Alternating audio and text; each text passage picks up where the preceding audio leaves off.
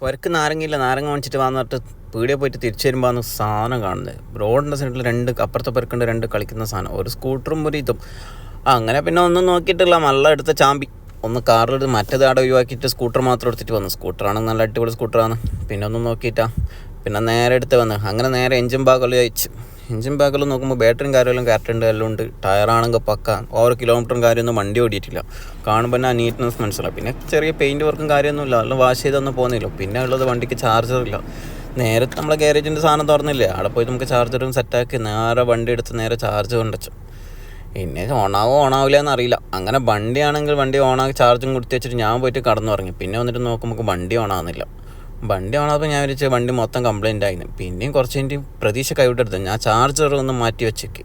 പിന്നെ കുറച്ച് കഴിഞ്ഞ് വൈകുന്നേരം എല്ലാം ആകുമ്പോൾ ആദ്യം ചാർജർ വെച്ച് നോക്കി, പിന്നെ ഓണാക്കുമ്പോൾ വണ്ടി ഓണായി. വണ്ടി ഫുള്ള് ലൈറ്റും കാര്യം വർക്കെല്ലാം ആയി, വണ്ടി സ്റ്റാർട്ടായി. പിന്നെ ഒന്നും നോക്കിയിട്ടില്ല, വണ്ടി ലൈറ്റും കാര്യമെല്ലാം സ്റ്റാർട്ടായി. പിന്നെ വണ്ടി നേരെ എടുത്തിട്ട് സർവീസ് സെൻറ്ററിൽ പോയി. അങ്ങനെ ഫുള്ള് വാഷാക്കാന്ന് പറഞ്ഞു. വാഷ് മെക്കാനിക്കൽ അവിടെ പോയിട്ട് പച്ചങ്ങായി ഫുൾ വാഷാക്കി തരാം, സെറ്റാക്കി തരാമെല്ലാം പറഞ്ഞു. ഓനാണെങ്കിൽ കാര്യമായിട്ട് ഫുള്ള് ഡിക്കിയും കാര്യമെല്ലാം എടുത്ത് അയച്ച് ഫുള്ള് സർവീസിനുള്ള പുറപ്പാടിലായിരുന്നു. അങ്ങനെ ഓനെ കാര്യമായിട്ട് സർവീസ് ചെയ്യുന്നുണ്ട്. ചങ്ങായി നല്ല സ്വഭാവമാട്ടെ, എന്തായിക്കോട്ടെ. ചങ്ങായി ആ പറഞ്ഞപ്പോൾ തന്നെ വണ്ടി സർവീസും കാര്യമെല്ലാം ഫുള്ള് ഫോമെല്ലാം ഇട്ടെന്ന് എല്ലാം ചെയ്തെന്ന്.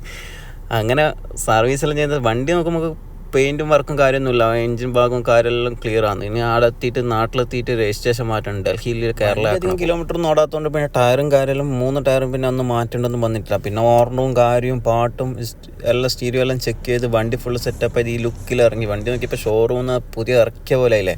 എങ്ങനെയുണ്ട്, കണ്ടിട്ട് സാറില്ല വണ്ടി. ഇനി വണ്ടീൻ്റെ ബാക്കിലെ പേപ്പർ NOC എല്ലാം സെറ്റാക്കിയിട്ട് നേരെ കേരളത്തിൽ തട്ടിയിട്ട് രജിസ്ട്രേഷൻ മാറ്റണം. വണ്ടി പിന്നെ പാട്ടെല്ലാം നോക്കും, പാട്ടെല്ലാം വെച്ച് 2 ഓർണറിൽ അടിച്ച് കുറേ ആൾ മുമ്പിൽ സ്റ്റോറിൽ ഞാൻ 2 റൈഡെല്ലാം പോയിട്ട് പോന്നു.